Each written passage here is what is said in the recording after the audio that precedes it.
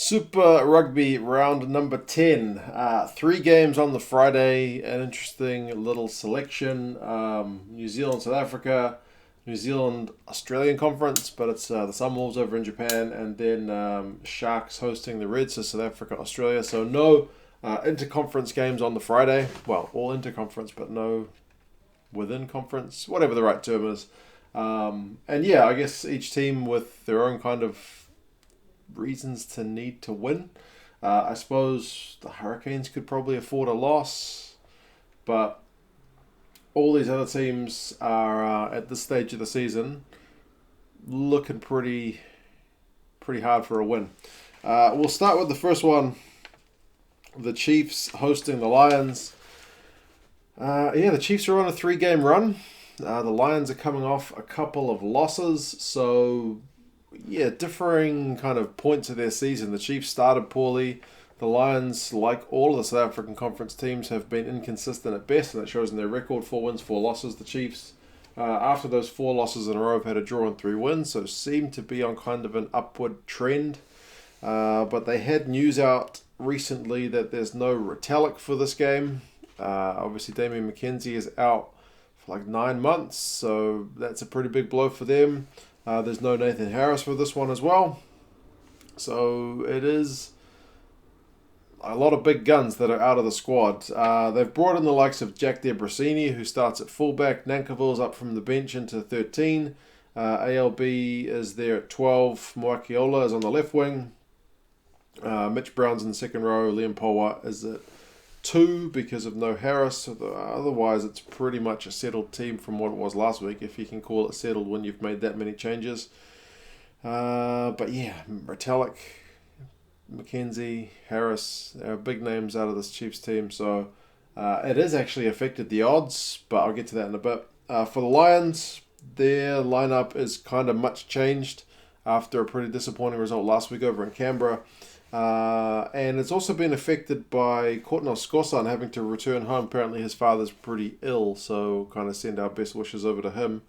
But he was initially named, so they've had to shift things around with him returning back to South Africa. So Mahuza was going to be at fullback. He's now on the wing. He was on the bench last week. So Andreas Kutsia is starting at 15 instead of being on the bench. Warren Whiteley is back, which is probably one of their kind of key things, and he's captain. He's such a good leader, really lifts the players around him, so that's good. Quokka Smith is back on open side, so when he's been playing, in very good form this year, so he is also a very key guy to have back. Ross Connier gets the start. They seem to be swapping him around with Groom pretty much week to week. Also, there's no Yankees this week. He's on the bench, so Lombard gets to start at 10.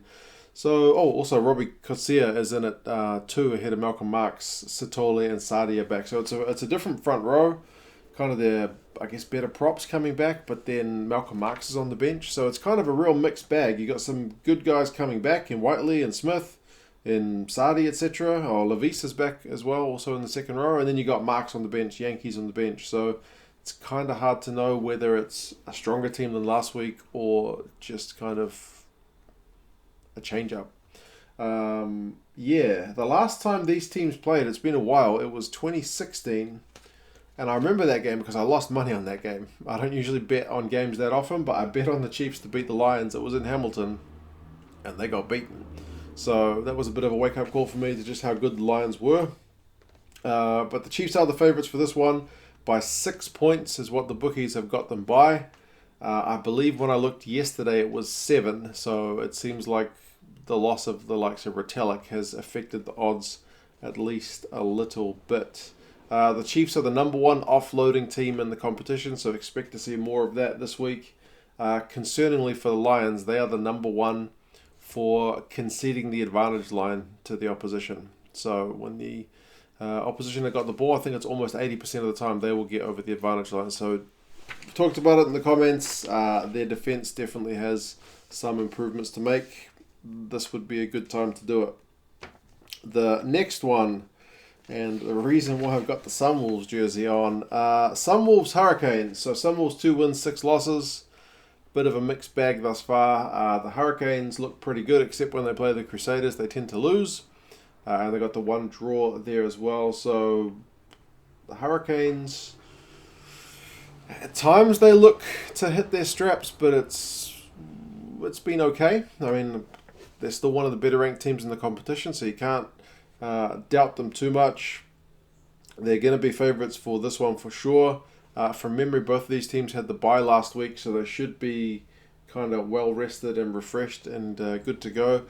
But I had to put the Sunwolves jersey on this week because when I saw the team selections, most of it seems fine. Yamashita and Poliasimano are the props. Dan Pryor's captaining from number 7, so that's all good.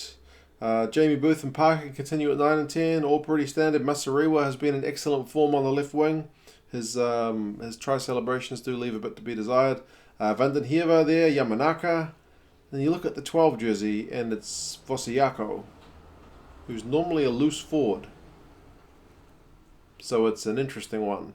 It's like all those times you've pictured Adi Savia perhaps dropping into the midfield, or like Michael Hooper or someone.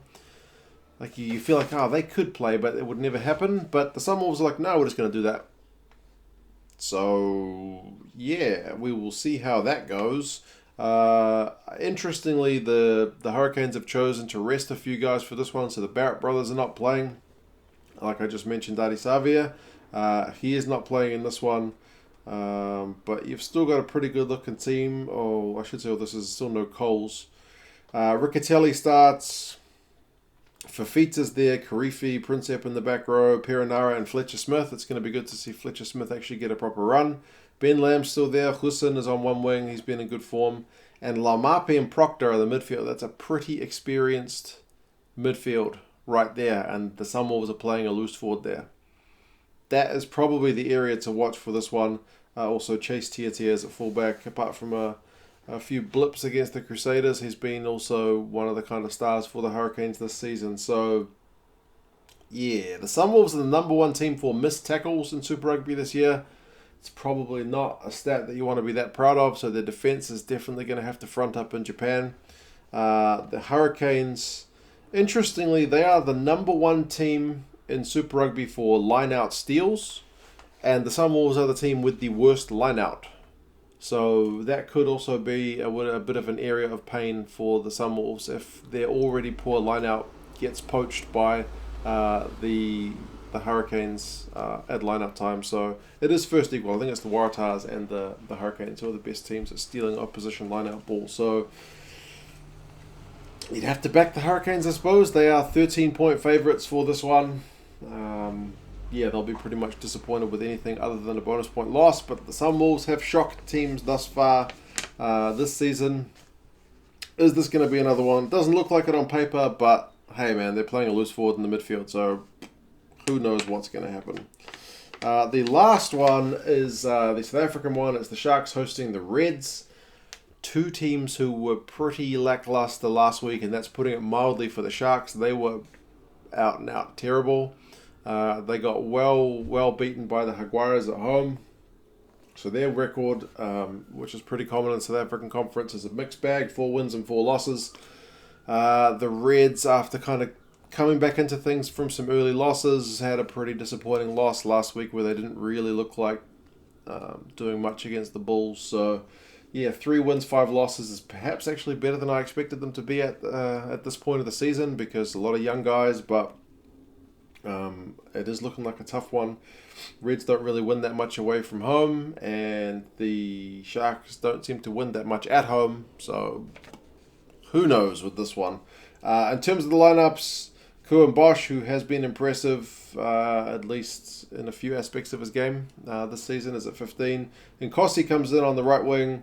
Van Veek is at outside centre, so Lucanio is not in the squad. Esterhuizen still at 12, and Vovo switches wings. Rob Dupria is still there at 10. Dan Dupria is still at 8. Jean-Luc is on the bench again, so he's still, I guess, trying to get back into match fitness. Jacques Vermeulen is back. Connie Oosthuizen is back. Tendai and Tawera is back. Perhaps that looks good for the Sharks, wanting to go out and use some big guns to perhaps get a win, because it is much needed. Bench looks pretty strong as well. Like I said, Jean-Luc Dupria, Thomas Totoy, Fassi is there. There's a bit of depth there. They're still without Van der Merwe at hooker because he's still suspended. For the Reds, it's also be a wee bit of a shift around. Navalu comes in back from, I think he was injured, onto the wing. Angus Scott-Young moves up from the bench to start in the loose forwards. Salakai Lotto moves inside to the second row. Hoopert gets the start on the loose head ahead of Smith. So the Smith brothers are on the bench. So it's Tupou, Murphy, and Hoopert starting on that front row. It's a pretty settled team, actually. They've only got, I think, 2 players starting who didn't start, or 3 players starting who didn't start last week. So for the most part, it's pretty stable. Yeah, they're the number 1 team for tackle busts, are the Reds. So a big physical team. They do like to go through you if they can. But the Sharks have been, for the most part, pretty defensively solid. I checked their stats. They are the second best team in terms of missed tackle. So their missed tackle rate is very low. So that's kind of an interesting clash. A team which is good at busting tackles against a team which doesn't miss many tackles. Which one is going to kind of win the day will be a question. The Sharks by 12 is what the bookies have got for that one. Both sides need a win. As I said, it's pretty much only the Hurricanes in their position that could afford to drop. Everybody else is, pretty much in need of a win. So, those are the odds. Those are the teams. A few interesting things going on for this one. How do you guys think the games are going to go? Which one do you think is the game of the round? That Chiefs-Lions one looks pretty tasty on paper. If the Lions can put in a performance like they did last year, 2016, the last time they were in Hamilton, it will be interesting. I'm not sure whether I should put money on the Chiefs without Retallick, without DMAC, without Harris, etc. So, you guys let me know your thoughts on these games. How do you think they're going to go? And, I'll talk to you again soon. See you later.